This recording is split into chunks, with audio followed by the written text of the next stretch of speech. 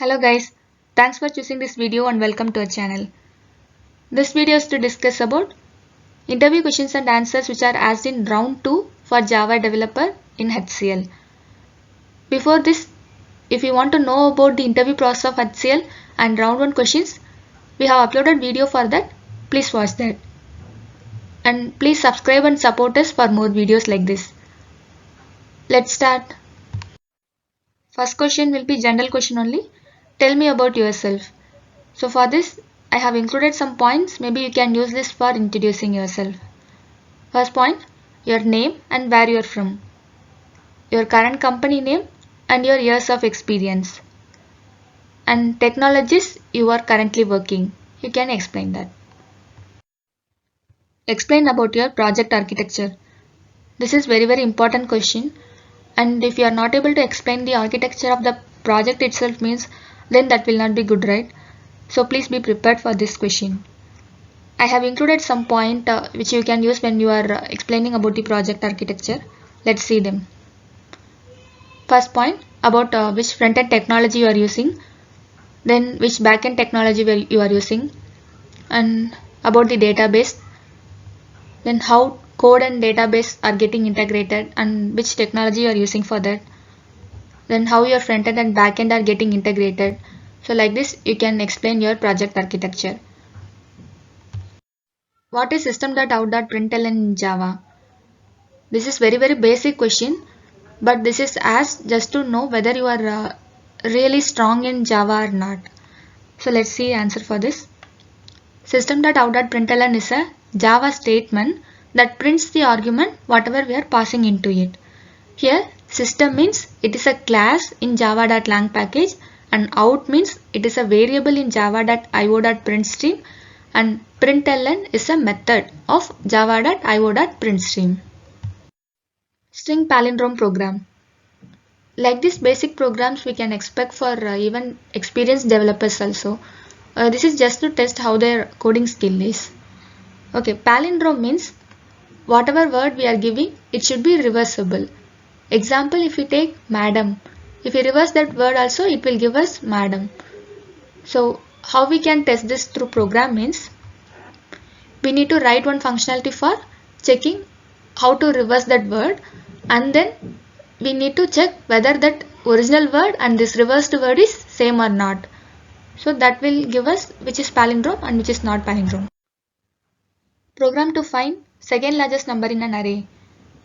For this we need to have an array and get the largest number in that, and by using that we can keep another condition and check which is second largest.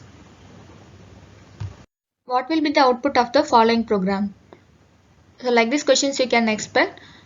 For this you can refer to online sites for Java and especially gigsforgigs.org website you can refer. In that there will be many topics for Java. It will be, you can refer mostly whatever you feel like important, you can refer to them. Explain Java 8 features used in your project. For this you can explain whatever features you have used in your project. Some of the important features are functional interface, that is the interface which has only one abstract method in it. Then lambda expression. By using this functional interface we can achieve this lambda expression. Why we want this lambda expression means it is used to make the code simple and short. Then streams API. It is used to process the collection in a pipelined manner. Collection means it is a group of objects. So those group of objects we can process it by using streams API.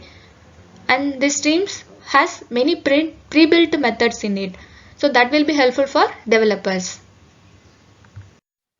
What are default and static methods in Java 8? Till Java 7, interfaces are allowed to have only public and abstract methods. But after Java 8, interfaces can have default and static methods also. But why we want this default and static methods means, we can consider one scenario. There is one interface and for that 100 implementation classes are there. And we want to add one method to this interface means, then all these 100 classes also should implement that method. So there will be problem, right? Because that is the functionality of interface. So by using this default method, if you have it in interface, then whatever required classes alone, this method we can implement. So the reason for default method is it is to allow the developers to add new methods to the interfaces without affecting the classes that implement these interfaces. Then static methods. These static methods also similar to default methods only, but we cannot override these static methods. So this will be helpful for if we want to avoid undesired results in case of poor implementation in the implementation classes, then we can use these static methods. What are the differences between interface and abstract class in Java 8? So till Java 7, interfaces can have only methods which are public and abstract. But after Java 8, now default methods and static methods also are allowed. So now we need to think the differences between this interface and abstract class. First difference, abstract class is a class and interface is an interface. Why I am telling this means, since abstract class is a class, multiple inheritance is not supported for this abstract class. But interface still supports multiple inheritance. Next difference, interface cannot have constructor even in Java 8, but abstract class can have constructor. So these are the major differences. What are the differences between string buffer and string builder? Both the string buffer and string builder are mutable. To see the differences, string buffer, it is synchronized and so it will be thread safe. String builder, it is not synchronized and so it will be not thread safe. Since string buffer is thread safe, it is less efficient. That is, only one thread can access it at a time.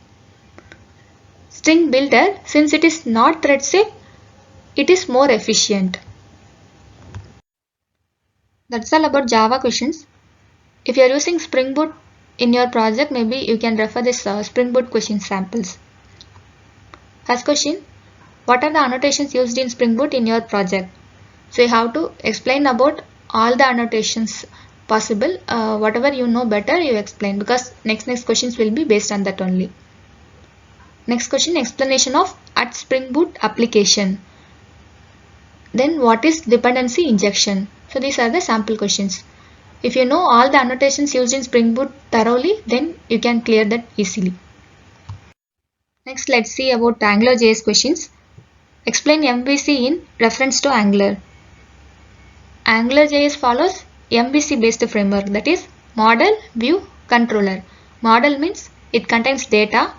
View, it is a HTML page that displays the data. Controller means it contains the logic to manipulate that data. What is ngapp? Ngapp means it is a directive only. With this directive only, we can create one AngularJS application. So it is the root of the AngularJS application. This directive automatically initializes the AngularJS application on page load. It can be used to load various modules in AngularJS application. Explain data binding and its types. Data binding means it is communication between model and view, that is synchronization between model and view. Its types are one-way binding and two-way binding. One-way binding means here communication can occur only from either model to view or view to model. Two-way binding means both the sides communication will be happening. So when data in the model changes, the view reflects the change, and when the data in the view changes, the model is updated as well. For this, ng model directive is used. Name few built-in filters in AngularJS. Filters means it will be used for formatting the value, whatever we are passing to that, it will be formatting. For example, if we pass uppercase as one filter means, then it will change whatever we have entered to our this filter, it will be changed to uppercase. So currency, lowercase, uppercase, number, date are few inbuilt Angular filters. It consists of one pipe symbol. Example for this is name of student, and we are giving this as uppercase, so it will be converted to uppercase. What is service in AngularJS used for? Service means if you want to implement some common functionality around all the entire application means, then we can use a service. So service in AngularJS are objects which are used to communicate within entire applications. So it will be helpful for code reusability. Okay viewers, we came to end of this video. If you want more videos like this, please subscribe and support our channel, and you can check the other videos which are uploaded in our channel. Thanks for watching.